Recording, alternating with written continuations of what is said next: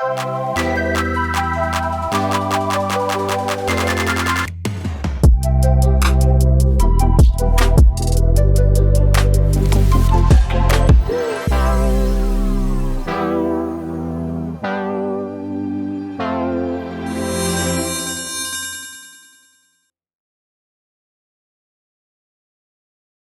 evening. I'm Anuj Mehrotra, Dean at the Scheller College of Business at Georgia Tech, and I am delighted to welcome you to this session of Tech Talks Business. Let me begin by thanking our partners at Cisco for hosting today's session here in this beautiful Coda building. And I'll tell you, if you haven't been to Coda building before, do check out every lobby on every floor, and you'll have a great workout too while enjoying the different lobbies. It is really my distinct pleasure to welcome our guests today on this special consulting panel. Sitting to my immediate left is Chloe Barzey, the Atlanta Office Managing Director at Accenture. Welcome. Tiffany Burns, the Managing Partner of McKinsey Company's Atlanta office and Georgia Tech alumna. And Parmeet Grover, Managing Director and Senior Partner at the Boston Consulting Group and also an alum. Welcome once more. Thank you, Anuj. Thank you for having us. Well, let's just jump right in. I want to understand your path to management consulting. Now, many of our students are interested in consulting and working at top consulting firms like you all are. So can you talk a little bit about your career path leading to management consulting and share your journey, especially given the fact that you were all engineers at some point and you decided to shift to consulting. So I'm curious about that as well. I may have made a different choice if I had known. Go ahead.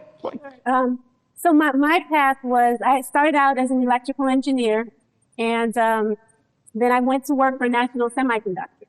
And I was working on, back in the days, it was the late 80s, HDTV.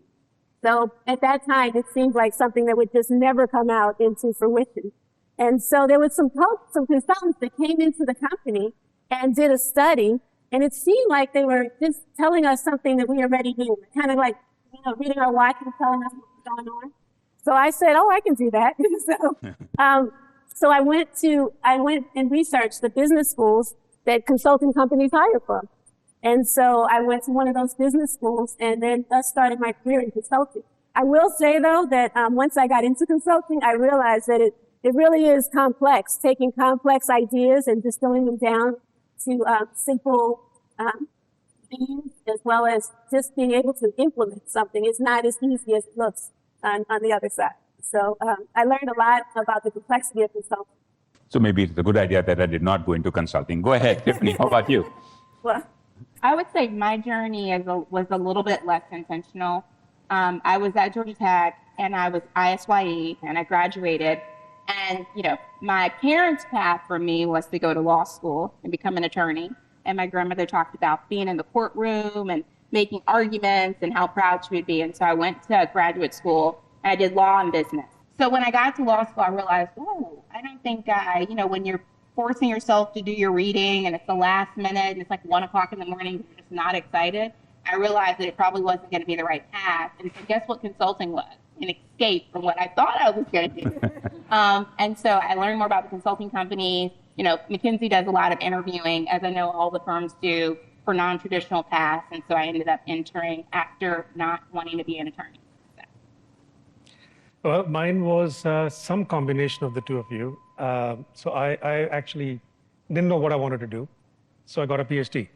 So I just stayed at Georgia Tech and I really enjoyed it. Mm-hmm. And then I joined Michelin, actually in research and development. And I got to work on, most people probably don't even know, something called EV1, Electric Vehicle 1, which was GM's electric vehicle in 1996. So, and then I was working on fuel economy and looking at, how to do sustainability 30 years ago when it wasn't even, cool. And within a year, they moved me to France. We were living in France. Our son was born in France. And then I realized, as I was working with a lot of our customers, the car makers, truck makers, heavy equipment manufacturers, that I liked the human interaction. I had a nice team in France, in Japan, in the US, but I liked this whole piece. So I said, what should I do? I'd never been to business school. So I bought a software. It was called Capitalism and Capitalism Plus, where on a computer, you could run your own company. So I started to do that to learn what business is. So that's kind of how I got, and then I joined consulting. And in fact, my first consulting firm was McKinsey. So I was at McKinsey, and that's where I got my first mini MBA for non-traditional path folks and learned business. So that's how I started. Awesome. And I've loved it since then. So let me, in fact, give you the first one because I think you're copying other people's answers. So I'll start with I am? this time for me.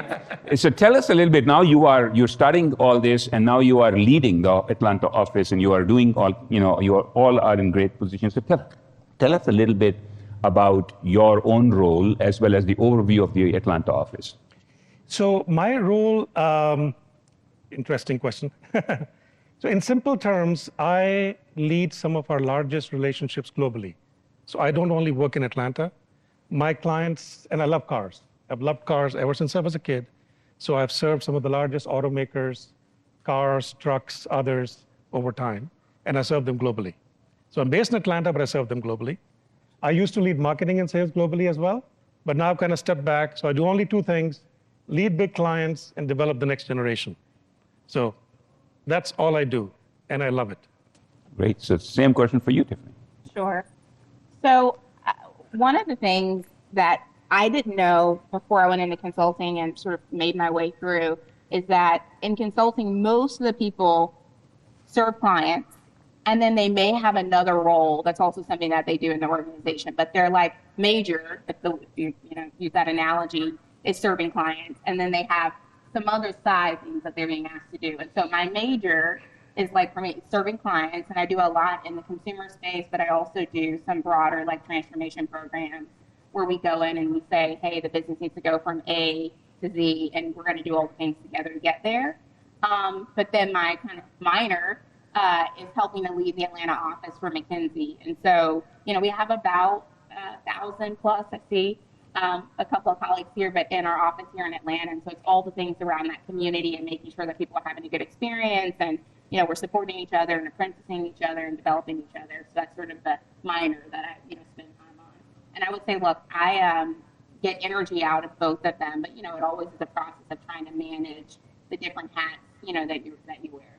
I know you probably totally agree. No, I didn't sound like a copycat because my number one job is serving clients. So I serve two global clients that are two of our strategic clients, and the Atlanta office. The Atlanta office is something I'm very passionate about. We have about 4,000 people in the Atlanta and surrounding areas.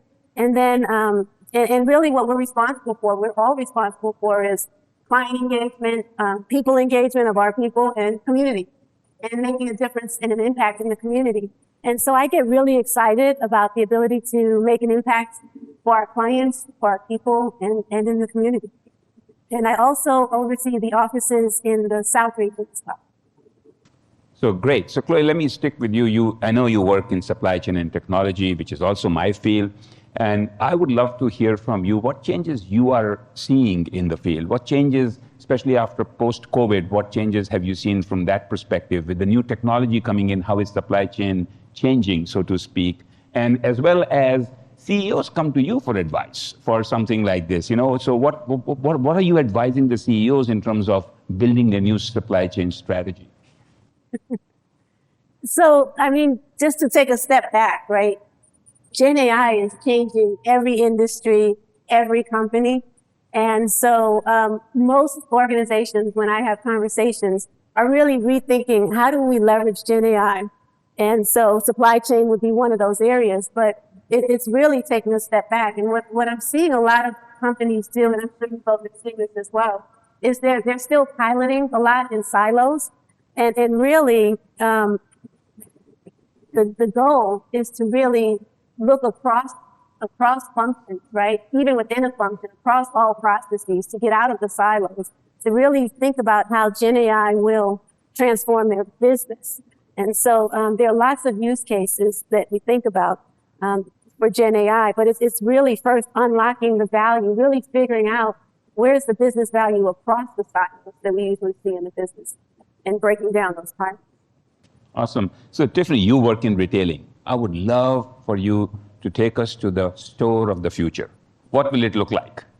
I don't know. That's a great question. And the reason why it's, I'll tell you guys one funny thing. When I was little, and I told my mom, I said, "Hey, I want to be a fashion designer. I love fashion retail." And she said, "Well, you know, you're going to go to Georgia Tech, you're going to be an engineer, and then you can buy some fashion," right? So I think that I've like found my way back, right, to consumer work and some of the work I've been able to do at McKinsey. And I will say about 5 years ago, we were seeing a lot of the retail technologies that we thought would really disrupt the way customers shop, the way in-store experiences are realized. And we decided, and this is one of the things for some of you all who are thinking about your career, I will say that consulting is a pretty entrepreneurial culture where you can come up with good ideas, and if you're excited about it, you can build something. But a group of us were at dinner, and we actually said, you know, after, you know, late night and you're brainstorming and you're writing on napkins, and we said, we should open a store. Like, the best way to test the latest and greatest technology is if we were to open up our own store, and we would be able to test whatever we want, and we don't have to get our clients to want to do it because we can just run our own lab. And I remember going to the person at that point in time who was leading retail for us and saying, "We have a great idea," the next day, right? You got to move fast, right? And they said, "Sure, you guys can build enough momentum, go for it." So about 2 weeks later, we had a mall operator agree to give us some space. We had a couple of brands agree to give us some product. We had a couple of retail technology companies agree to let us use their technology. And we opened a store in the Mall of America. That was our view of what the store of the future was. And one of the fundamental things that we wanted to test, right? So every consumer who walked through the door, we used camera technology to basically track every interaction they had in the store. And then we ran the math in the background to say, you know, if someone does A plus B plus C things, does it impact conversion, right? How much you buy, how often you buy, how much you buy. And if you use technology at points in that journey, so instead of an actual sales associate coming over and giving you a lipstick to try, if I use the digital interface to try it on, did that change conversion or not? And one of the things that we found that was super interesting is that some people can go through a largely digital kind of personal journey in the store and completely feel served well, right? And some consumers just need help at certain touch points, but there's a lot of different ways people shop. And so I do think that was 5 years ago, and right, the evolution of all these things has continued to change. I would say a lot of the retail experiences we haven't quite caught up because the business cases, technology is expensive, it's hard to roll out. But I think one of the things is people do like to engage with technology when they're shopping. And I think now all of us are seeing it, right? The QR codes in the store, using your app and being an omni-channel consumer as you're walking through. And so those are just some examples, but it's an interesting, I don't know if you knew that. It's an interesting question. No, I'm learning every day something new, but this is very exciting. I don't know how, Parmeet, you happen to be the third person I'll ask a question to top that. It's going to be difficult, but I'll give you a good one. All right. I mean, I'm going to not talk about cars. All right. I'm going to talk about, we are in the middle of, innovation, entrepreneurship. We are becoming a hub for startups in a place where we have a top 20 business school. So I want to understand, how can we become a top ecosystem? And what can Scheller do and what can Georgia Tech do to make sure that we are a top ecosystem in the country or the world? So you've touched on, earlier you asked me what I kind of do, right? So I had my clients and I had the next generation. My passion is entrepreneurship. So some of you may know, in 2015, we did a piece of work which laid out the roadmap for Georgia Tech to take entrepreneurship to the next level, including when I used to serve on the board of the School of Material Science Engineering, we started the first entrepreneurship class in an engineering school. So just to give you an idea, very passionate about it. So a lot that you see here, now what is Coda, if you go to 2015 and look at Google Maps, Midtown was very different from what it is. So the vision was laid at that time. Bud Peterson was the president, and since then, Georgia Tech has come a long way in terms of the innovation centers and the entrepreneurship and number of startups. But to your question, so just a couple of years ago, we did a piece of work which said, how do we become a top 5 city, right? And in the nation. What it will take, just in numbers, is for us to generate almost 2,000 startups a year. To give you an idea, the venture capital money that is in Atlanta as a as a metric, we get about 4 to 5 billion a year. Silicon Valley is 250. Wow. Okay.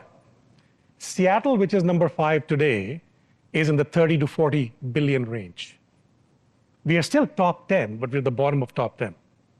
We've actually fallen behind places like Miami and Austin that we were ahead of. So hence, just outside this, on the right side, you'll see a little office where Donnie Beamer sits. And that's why the mayor created this Office of Innovation and Entrepreneurship. And now we are trying to create a consortium between Georgia Tech, Emory, all the great institutions we have here, the city, the state, and a concept that I call the startup mill. The startup mill would be the lighthouse that brings the different participants of the ecosystem between the knowledge creators, the IP creators, large corporations, which could be the customers, and also need to, innovate themselves, often entrepreneurially, as well as entrepreneurs and VCs. So to your question, that's exactly what we are working on. And if you look up, there are a bunch of things that I've spoken on before, and AJC, et cetera. If we keep on doing that over the next 5 years, I think we can get there. Great. So even we will not need the ocean drive. We will not need to start speaking Spanish like Miami is doing, and we'll still be there. Absolutely. All right, great. So let me return to the world of consulting for a little bit and say, what, in your mind, very quickly, what is the top trend in consulting that you are seeing across the industry? Any one of you can go first. I mean, this is now for grabs. So maybe I'll start since I was speaking anyways. I think there are two things, and my colleagues here will mention. To me, there are certain things that will not change and should not change. Going back to, if you heard what Chloe and Tiffany said, the number one thing we do is serve clients. Well, what does it mean to serve clients? It means having impact for the clients as they see impact defined. For a company, maybe profitability, growth. For a government, maybe build more startups, or whatever it is, right? And that, to me, is a simple equation. Impact equals quality of the answer times acceptance of the answer. So many engineers create high quality work, but 100 times 0 is 0. If nobody sees it, nobody accepts it, nobody implements it, doesn't work. So the thing that won't change in consulting is the ability to come up with great ideas, solve complex problems, and then make them human-centric so human beings can implement them and make them a reality. That, I don't believe, will change. What will change, and is changing, probably the speed of change itself has accelerated. The world we live in is way more complex today than it was before. So the question is, how do you connect the dots? How do you connect them faster and still make it relevant to the problem at hand? And that's not a simple intellectual exercise, and it's not an exercise for a single human being. Teamwork is critical. So AI will come, is coming, will make a difference, but at least in consulting, it's the bionic view of technology and humans, how they'll be able to solve some of the most complex problems that are ahead of us. Great. Tiffany? Yeah, I do agree that those are the things. Look, I think technology is changing everything, that we all do in every aspect of life. I would say two things for me that I've thought a lot about. One is the level of specialization that folks in our firm have today, right? When I started, you were a consultant and you just tackled hard business problems. You might, you weren't industry agnostic. You would have an industry or a sector that you're focused on, but you were largely we call it almost like a generalist in a way, right? And today, the level of specificity around the teams that we're deploying to serve clients is very specific. Like today, I was doing something and someone said, we need an aquatic engineer. And I started at McKinsey and I was trying to do a study and they need an aquatic engineer, back then I was in trouble, right? But I think the level of specialization, because on teams, you might have the person who is, a lot of different roles around data, analytics, right? It's just a lot more specialized and expertise driven. So that's one. I think the second thing I would say, and don't worry, there's only two, right? I agree with your third one already. But it's a funny joke because, I don't hear everybody, but there's rules of threes, right? So you don't have to wait on the third one. Yeah, so, all right. Good consultant will give you 3 points. But the second one I would say is a bit around how we work with clients. And so a lot of the things I'm doing today are like multi-year, aspirations that we jointly partner with the client to deliver. And when I started, it was like, you're going to go and you're going to solve this problem in 4 months and you're going to be, done, right, with that problem and you're going to have delivered it. Now more of it is like, we jointly believe you can build a new business that does this and it doesn't exist today. And we're going to spend 3 to 5 years together to go do it. And I found that work is, as I think about our teams and our people, deeply fulfilling. Because if you think about really partnering to build capability and help your clients advance in the way that they do things, when you're side by side and you're like, both of us are on the hook to kind of get to this very clear, big aspiration that's a few years away, you work in a completely different way. And so I think that is more where I see a fundamental shift in the way we partner and the things that we're setting out to do. Great. I would agree with both of you. And I would just add that what I'm seeing, so specialization, what I'm seeing is industry specialization. So our clients are really demanding that you understand and know their industry. Whereas, as Tiffany said before, generalists were okay. Industry specialization is key. Digital fluency, right? All of us at Accenture have to have a certain level of digital fluency. So we call it technology quotient. So we have to take a certain number of courses every year and stay up to date on those. And so I think about you all as engineers. And so, for me, it's great because it's back to, learning the way I used to learn and really understanding and the problem solving skills that you all have or what's needed today, because you've got to constantly learn.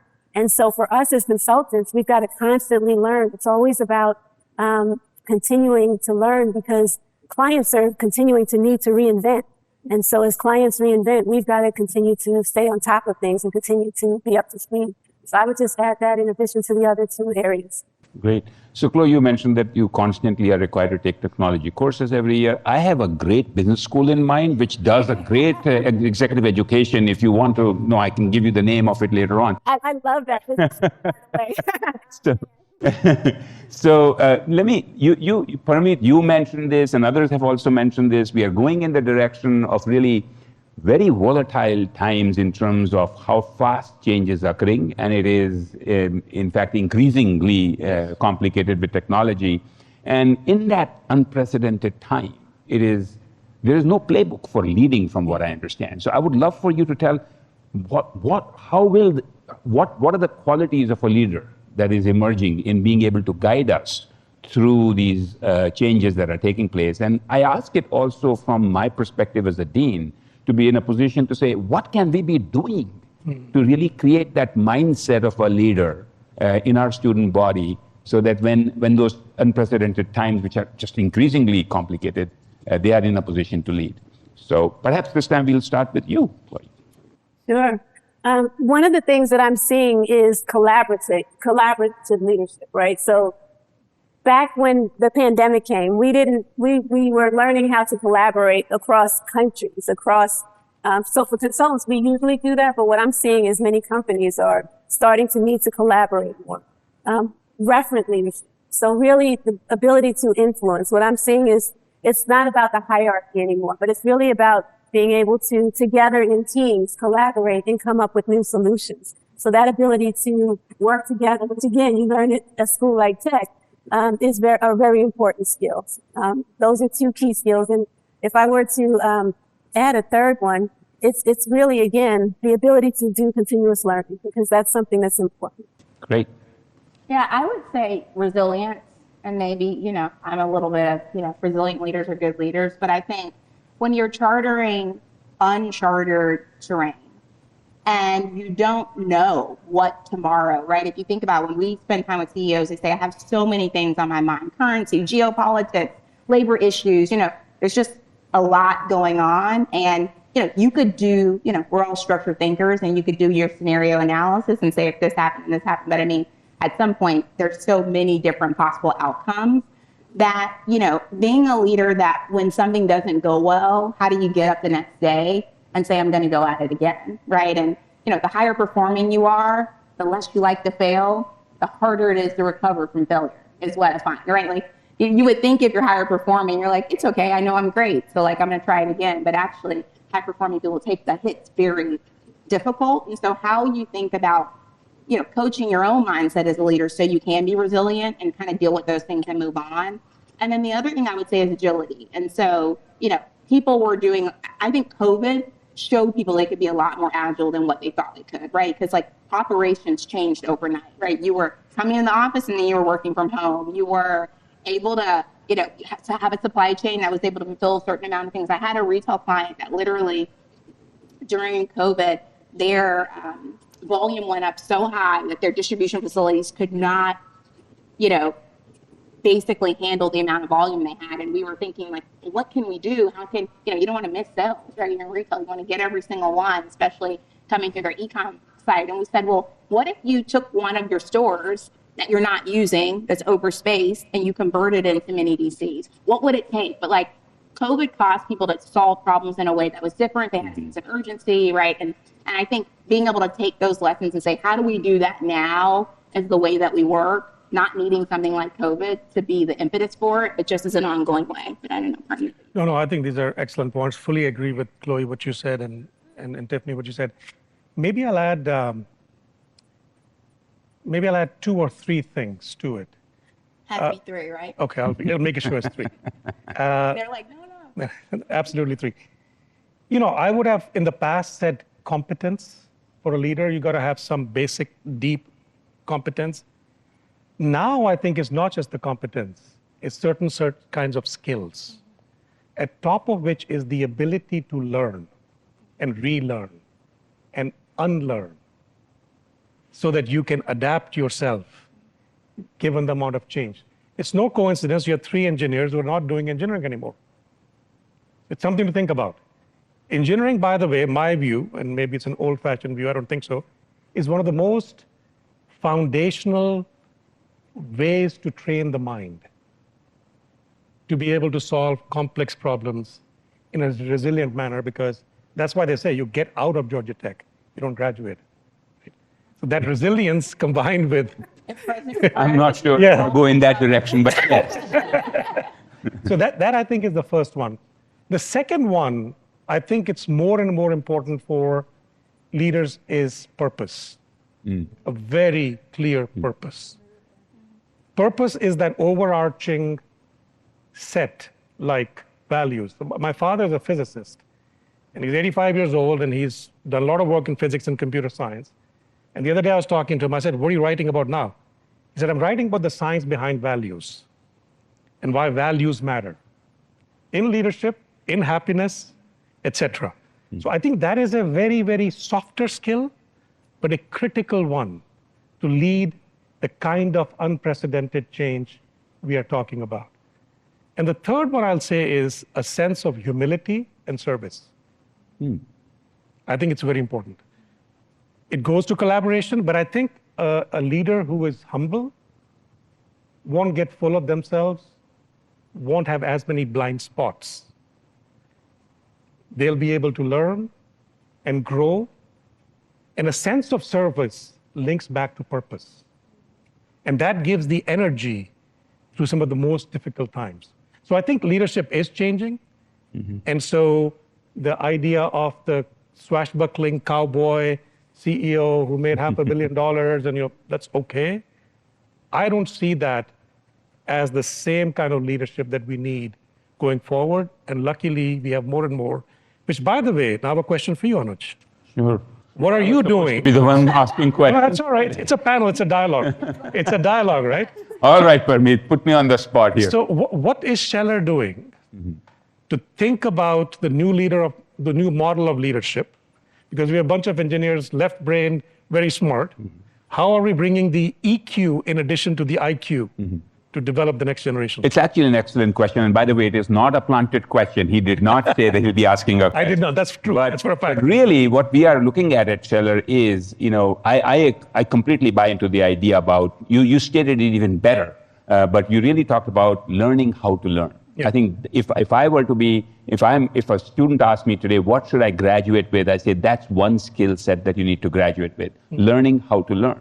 And I think at Scheller, we are realizing that we can do a lot of things inside the curriculum. We can do a lot of things in the classroom, but learning how to learn is often the best way to learn is experiential, entrepreneurially, or global experiences. So we are really betting big on those three aspects. And in fact, we've already made some changes to that. So that's where we are going with it, that learning how to learn. The one thing that you really said, which was in that spirit, and I'm going to trademark it after copying it so that you're not patenting it, is really the ability to unlearn. I think that part I had not thought about before, but that is a very good point to be able to make, that sometimes we need to be first unlearning before we have the capacity to learn. But let me throw back the questions, this time starting with Tiffany because she's in the middle, and we haven't gone first with you. But really, we have all talked about emerging technologies, we have all talked about AI, generative AI, and there are lots of folks who will, majority, if everybody thinks that the world is going to be changed because of this generative AI and whatnot. But there are some people who are saying that maybe we are investing too much as a community, as industry, et cetera, into AI, and we may be overbuilding this hype, and it may actually backfire. So I wanted to not necessarily comment on that, but I wanted to understand from your perspectives, instead of asking the regular question of how the world will change, I want you to maybe tell us about what are some of the risks that we should be aware of with generative AI being from industry perspective. Yeah. I will say, and I just can't help myself, so I will say one thing. I do think when you are sitting with executive teams and you're really looking at what are they deploying, I do think the conversation around it is a lot further advanced than what's happening on the front lines, right? Most organizations have started to lay the business case, the different use cases out. They kind of understand the ones that'll impact their industry. They may have some kind of sizing and dimensionalizing around what it could be worth. They're probably testing some things with things that they don't like to do, that people just don't like to do, some of the low value added stuff. But, I think there's less organizations that are on this full scale transformation. And so I do think there's a bit of we all write about it, right, in our organizations and what we think that has a future. But I do think it's kind of early innings and what we're seeing in practice. I think, look, I'm going to say the thing that, because it is a thing that worries me, but it's also a thing that probably a lot of you have already talked about. But I do think making sure that, with anything that becomes fairly automated, that we really understand how things work, right? And, look, I was talking to a client earlier today about some analytical, and we're talking about some pricing models they have, and sort of no one understood what was happening behind the veil of the pricing model, which is really bad, you know what I mean? And so one of the things I often think about is making sure that we understand in any decision logic kind of what's involved in the decision. And I think one thing near and dear to me, especially around bias and things that we want to make sure are not sort of the risk that I worry about, that we're not thoughtful about on the front end. Now, is it keeping me up every night? Do I think we're on the cusp of huge disruption and chaos? No. But I think we just need to be intentional, as we're going after it. And look, there's so much bad information, right? Misinformation. I find nowadays, I told a friend the other day who sent me a random article. I was like, where's this article from? Someone who's on their sofa just writing things. Please do not send me things that are not from reputable, sources. But the more just whoever wants to make up their own facts could be the stuff that we're consuming, manipulating, and sharing back out. And I think that's another thing that, is top of mind for me. Sure. Chloe? I think that the risk is the companies that don't think about AI responsibly and, think of it as a tool to get rid of people. What we think about is really how do we leverage Gen AI to work alongside people to make them more effective and more efficient. So if you think about, I can share 5 key imperatives that we kind of tell companies to think about when you think about Gen AI. One is leading with value. So I know you always talk about that, right? Making sure there's that business case and not just kind of picking select areas. really understanding and developing an AI digital core. So if you don't have the digital core, if you've got all these disparate technologies, you don't have clean data. Without clean data, it's hard to do analytics. It's hard to really leverage Gen AI appropriately. So I think there's hype, but I think what's happening is companies are realizing that they really need to strengthen their digital core so that they can really leverage AI properly. Reinventing talent. Number 3, ways of working. So back to what I said earlier, really companies that are doing this well are thinking about how to enable their workforce with Gen AI versus eliminate their workforce. And then I would say, again, we talked about the continuous learning, but number 4 is closing the gap on responsible AI. So having that framework. So we have our own framework at Pioneer. I'm sure that you all have one too, but it's really having that responsible framework to really understand what the guiding principles are, how to use it, and really how to use it responsibly. And then 5 is really just companies need to prepare for constant change, because that's a muscle that a lot of companies don't have. They're not used to reinventing. They don't have a change management muscle. So it's really building that muscle and really being able to change. And I think if they can think about Gen AI in those ways, in those 5 core ways, I think those are keys to success. Awesome. Parmeet? So I think there's some great points. I think maybe I'll step back a little bit on this one, yeah? I think AI and Gen AI, it's going to happen. There is no way. And why it is, because human beings are wired to create, and we create, and somebody somewhere will keep on creating. And it's inevitable. How much we are investing or not investing, that I think is a function of how markets work and how people view the world. We had investments in .coms as well. Internet is not that old. It's only 25 odd years old, 30 years old. I still remember when we got, at Georgia Tech, we got a computer lab at the School of Material Science. And we had Dell computers with floppy disks. I wasn't there then. She's much younger than me, that's why. So, but that's inevitable. These changes will come, no question. The point is, what do we do with them? Mm-hmm. I think the point Chloe made about making sure there is a sense of the value creation for a company, but values for human beings. Mm-hmm. I think that's where I worry the most, is the impact it will have on society. From the misinformation that Tiffany mentioned to it will cause dislocations in jobs. Consulting will change. Let's be honest, there are things that are done in consulting today which AI can do faster than a human and better. Right? It will change, right? I think the dean's job is secure. I don't think there is anybody. The dean's job is secure because you got to manage people. AI may not be able to manage people yet. The thing that I think is what we got to think about is some of the ethical aspects that get affected. And so, I also serve on the board of trustees of Agnes Scott College, which is one of the oldest women's only liberal arts colleges here in Atlanta. And one of the things that I've been encouraging is, how do we create ethics related classes? And actually we should do it jointly with Georgia Tech, so that we bring the liberal arts thinking into the STEM thinking, which is where AI is coming from. Because a bunch of engineers who don't understand human beings, they're going to code what they can code. What we don't know, we don't know. So I think this is where making sure these teams that are working on this are diverse enough in their thinking and taking different angles, so we create something that'll serve humanity rather than the other way around. We don't want 1984, a book written by George Orwell. Many of you may not even know what it was. Mm-hmm. But if you haven't read it, do read it. Because those who forget history are condemned to repeat it. Be aware of it. I think that's where we need to keep the balance.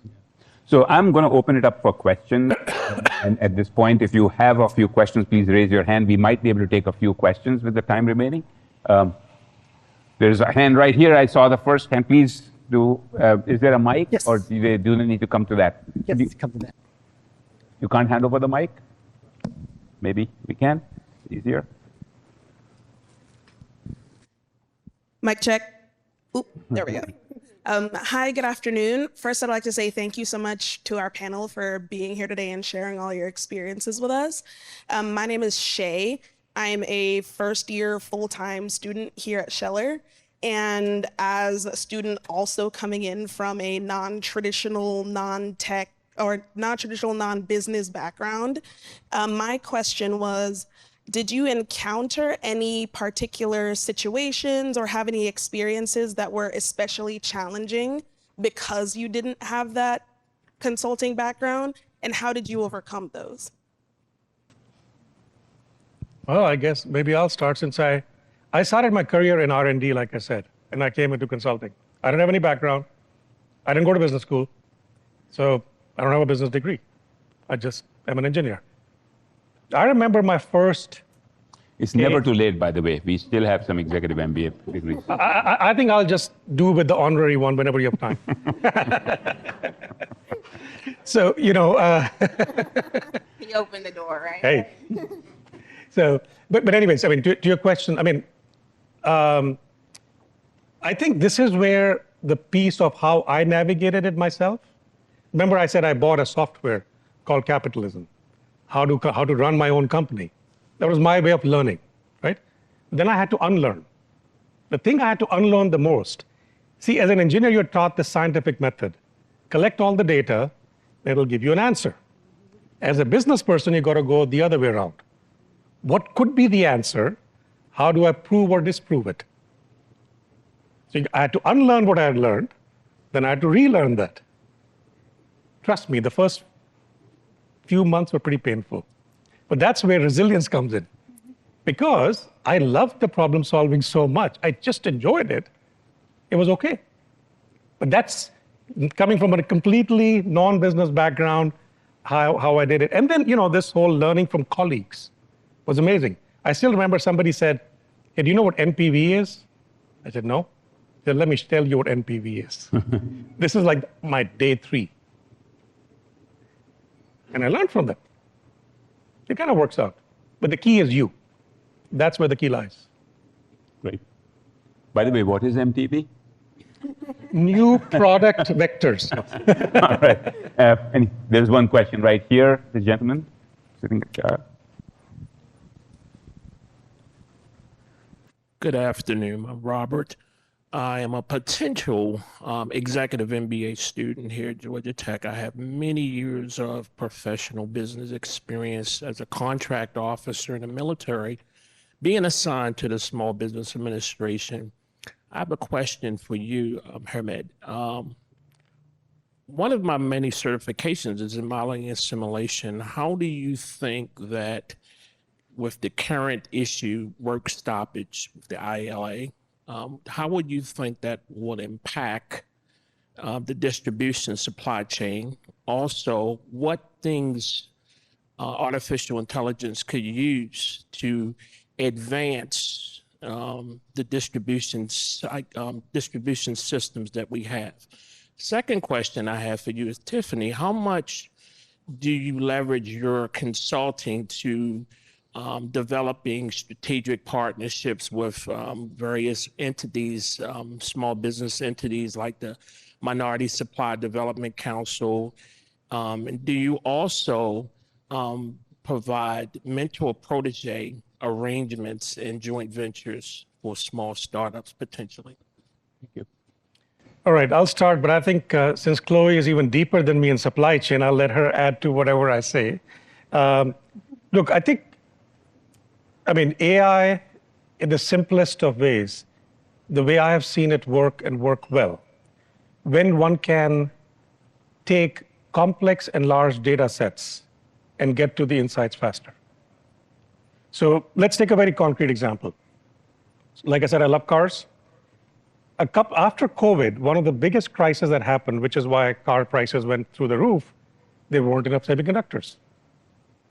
Just didn't have enough semiconductors. So suddenly, I don't know if you actually look at cars from that time, you'll find doors with fewer functionalities, maybe only, or one seat has all the movements, the other seat doesn't, just have semiconductors.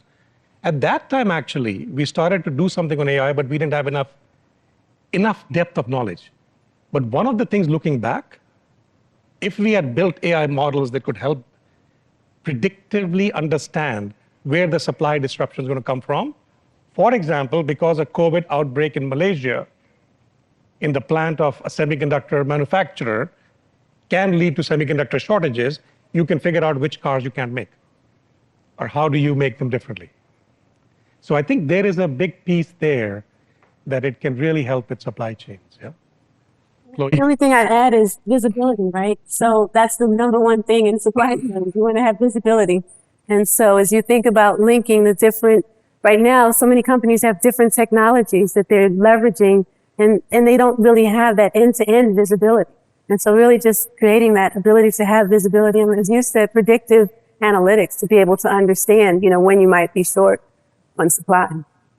So when we are having fun, time passes. So let's Tiffany, you have the last word on the question that you have been asked. Sure. So I'll try to get there quickly. It is something that I'm personally passionate about, so it's interesting that you asked me that, which is good. I guess today is some good energy here. And right in the wake of George Floyd's death, when everyone was sort of figuring out what they feel like they were personally called to do, where we all saw inequity and everyone wanted to do something about it. I was actually home, and I was on maternity leave, and I was like, you get a lot of time to pontificate things when you're at home on maternity leave, taking care of a baby. And I thought about, within consumer, how many Black-founded businesses had unicorn exits in the past decade. And I thought, I don't know the answer to that question. So, of course, dig into the numbers, and there have been 2. And that was shocked, right? Because I thought, well, Black people sort of represent about 15% of the spend. Like, how is this even true, right? How is this the case? And so coming out of that felt like, what can I do with my skill set, that actually, and sitting on sort of the capability of McKinsey to sort of make a difference. And so we started a program called Next 1B for Next 1 Billion, right? The next set of 1 billion valuation businesses. And in the past couple of years, I've kind of worked with, I would say, about 250 diverse founders to really help them build the skills that we saw at the points in the life cycle that people were dropping off for different reasons, right? It's like so many pain points. I mean, you're just in pain, right? When you look at all the challenges that people experience. But going through that program, working with those founders has been really good. And we basically have tried to be side by side with them on, as they're growing and scaling their businesses, right? You have different problems when you're a $25 million revenue business and you have when you're $250 million revenue business. And so how do we think about being there on the journey? And it's been all, kind of pro bono, just trying to be there and support them. But it's been we've learned a lot, right? Because people are quite scrappy, when they're in those situations. But it's also been really fulfilling because they just really needed some help to navigate some of the challenges. So that just gives you an example, but it's one thing that, you have all kind of side projects. I feel like we all do. I mean, Chloe and I are also speaking at the national, National Supplier Minority Development Council. That's happening. The conference is happening here in Atlanta later this month. And so we're also both speaking there because we're both passionate about it. Well, this has been a fantastic session. Thank you all for taking the time to be here and for a very insightful discussion. I hope you can hang around a little bit because some of our students would want to still ask you questions. And indeed, there is also food and there is also some beverages here. And thank you all first let's thank our panel very much. And thank you all for joining us. I hope you are able to join us for the next session on October 7th. Returning speaker on Tech Talks Business is Jane Marie Richardson. And in keeping up with the consulting panel's ideas of going by 3, I'm going to tell you 3 things about her. Number 1, she's the founder and CEO of iFolio. Number 2, she is a Georgia Tech alumna. And number 3, she is a member of the advisory board for the Scheller College of Business. So I hope you can join us then. Thank you very much.